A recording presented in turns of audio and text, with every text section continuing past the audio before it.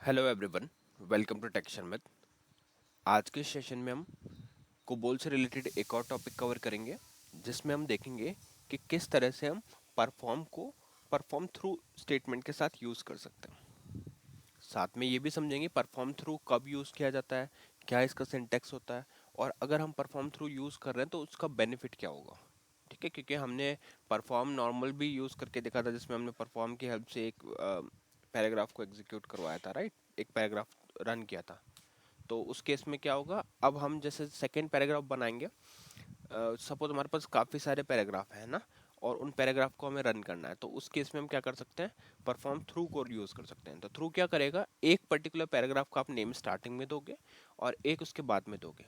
जब दोनों को हम रन करेंगे, मतलब जैसे ही परफॉर्म थ्रू करेंगे अपन स्टार्टिंग से एंड तक, तो जितने भी उसके बीच में सिक्वेंशियल पैराग्राफ होंगे वो सब ऑटोमेटिकली एग्जीक्यूट हो जाएंगे। अगर अभी आपको क्लियर नहीं हो रहा तो कोई इश्यूज नहीं है, अपन इसको पूरा प्रोग्राम के साथ में देखेंगे, समझेंगे एक एक लाइन को। ठीक है, बट ओवरऑल हम क्या करने वाले हैं, हम डिस्कस करने वाले हैं कि कैसे पैराग्राफ को परफॉर्म थ्रू के साथ में इनिशिएट किया जा सकता है, इवोक किया जा सकता है। ठीक है, और इसके लिए भी मैंने यहाँ पे एक ऑलरेडी प्रोग्राम क्रिएट किया हुआ है। सबसे पहले मैं आपको वही प्रोग्राम वॉक थ्रू करवाऊंगा, उसको समझेंगे कि वहाँ पे प्रोग्राम में क्या लिखा हुआ है, और जब वो चीज़ क्लियर हो जाएगी फिर उसको रन करके उसके आउटपुट वगैरह भी देखेंगे। ठीक है, तो आई होप आज का ये प्रोसेस आपको क्लियर हो गया कि कैसे हम प्रोसीड करने वाले हैं। तो अभी स्टार्ट करते हैं प्रोग्राम। तो यहाँ मैंने एक प्रोग्राम बनाया हुआ है टेस्ट पीजीएम 1 से, इसको मैं एडिट मोड में ओपन कर लेता हूँ।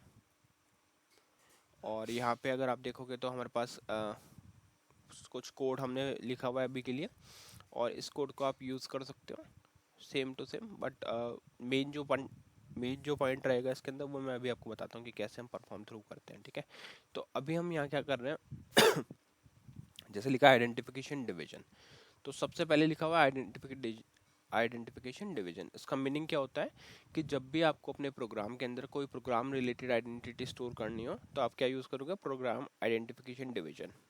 ठीक है, इसके अंदर सारे प्रोग्राम से रिलेटेड ही इन्फॉर्मेशन स्टोर होती है। जैसे आप देख रहे हो प्रोग्राम आईडी क्या डिनोट कर रहा है, टेस्ट पीजीएम 1। तो ये क्या हो गया, हमारा टेस्ट पीजीएम 1 प्रोग्राम का नेम हो गया। फिर हमारे पास ऑथर नेम में क्या आ गया, टेक्सचर मेथड। ठीक है, ऑथर क्या रिप्रेजेंट करता है कि ये किसने ये कोड लिखा था।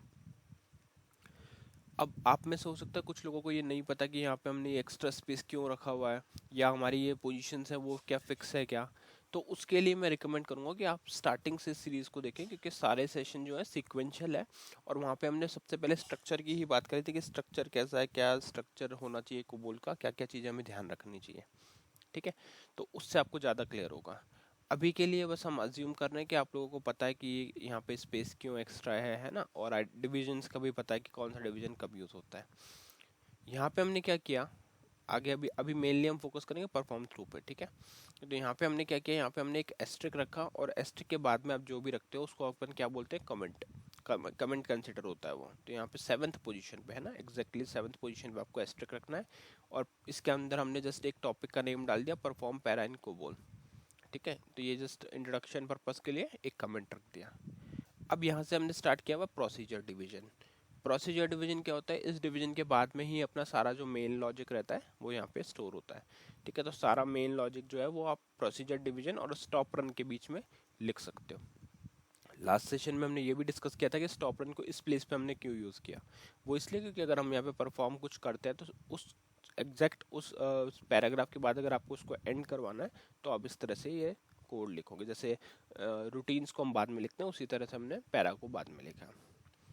ओके, अब देखो यहाँ पे परफॉर्म थ्रू समझने से पहले कुछ पैराग्राफ की हमें नीड रहेगी। तो मैंने ऑलरेडी यहाँ पे 3 पैराग्राफ क्रिएट किए हुए हैं। पैराग्राफ को बता देता हूँ क्या है, सिंपल है। आपको बस एक लाइन इंसर्ट करके यहाँ लिखना है पैरा 1, जो हो गया आपका पैराग्राफ का नेम। फिर आ जाएगा display para 1 line 1, display para 1 line 2। उसी तरह से कॉपी करके हमने यहाँ पे 2 पैराग्राफ और बनाए हैं पैरा 2 नेम से, जिसमें पैरा 2 लाइन 1 पैरा 2 लाइन 2 है, और पैरा 3 जिसमें पैरा 3 लाइन 1 और पैरा 3 लाइन 2 है। तो ये तीनों पैराग्राफ कहाँ आ गए, ये अपने आ गए सोर्स कोड के एंड में, है ना।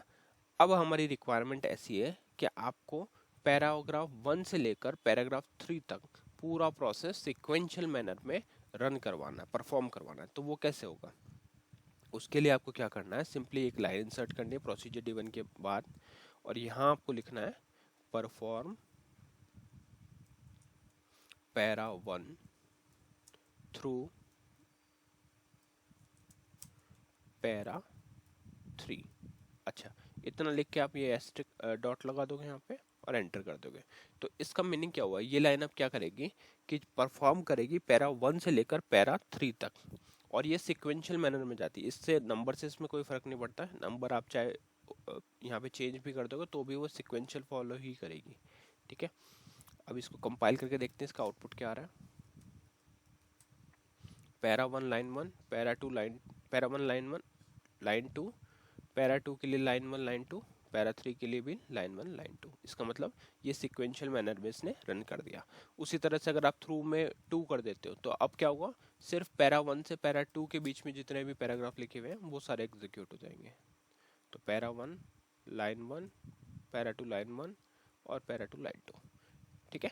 अच्छा, अब इसमें से आप लोगों में से कुछ का क्वेश्चन ये होगा कि अगर हमारे जो अभी जैसे अभी तो हमने यहाँ पे नंबर यूज़ किया हुआ, नंबर की जगह कुछ और कैरेक्टर्स हो, जैसे यहाँ पे इस तरह से इसको डबल डबल बी कर देते हैं, इसको डबल बी डबल आर कर देते हैं और इसको डबल बी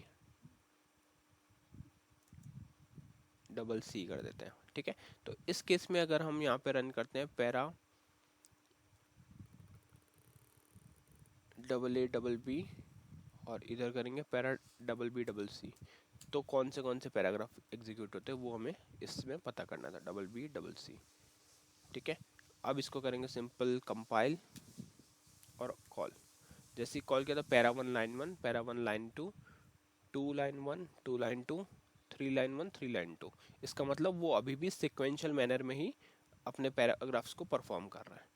ठीक है, तो इससे ये चीज़ क्लियर होती है कि नंबर जो हमने पुट किया था पैरा 1 पैरा 2 वो जस्ट एक नेम था, उससे कोई इम्पैक्ट नहीं पड़ा।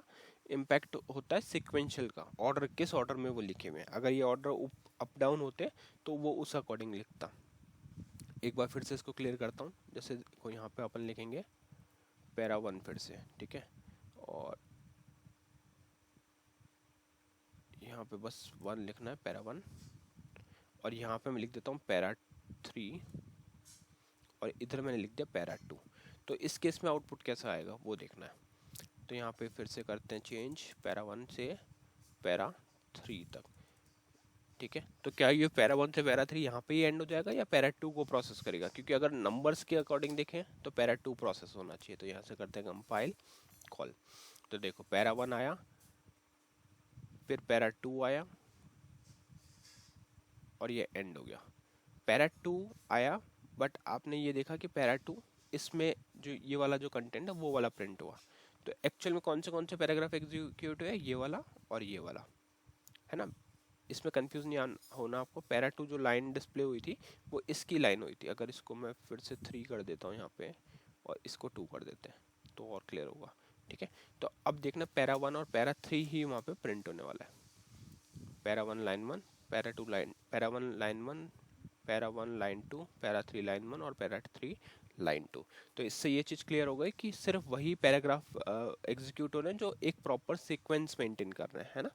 इससे नंबर्स का कोई रिलेशन नहीं है। कई बार क्या होता है हम कंफ्यूज हो जाते हैं कि ये नंबर की बेसिस पे चल रहा है, तो एक्चुअल में ये नंबर की बेसिस पे नहीं, ये एक सीक्वेंस को ही फॉलो करता है। अगर आपका सीक्वेंस प्रॉपर रहेगा तो उस अकॉर्डिंग ये इसको एग्जीक्यूट करेगा। तो आई होप ये आपको पूरा टॉपिक आज का क्लियर हो गया होगा कि कैसे परफॉर्म थ्रू का हम यूज़ करते हैं, है ना।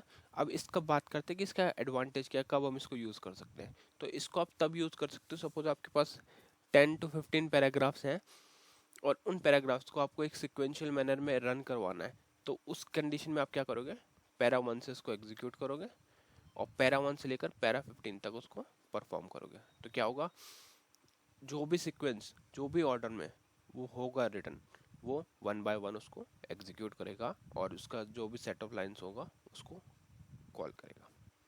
ठीक है, सेम चीज़ आप लोगों को मैं रिकमेंड करूँगा कि आप डीबग पे लेकर भी समझें, जिससे आपको और पता चलेगा कि कैसे कैसे फ्लो मेंटेन हो रहा है, क्या क्या आउटपुट आ रहा है, ये सारी चीज़ें आपको क्लियर हो जाएगी। ठीक है, तो आई होप आज का ये पूरा सेशन आपको क्लियर हुआ होगा।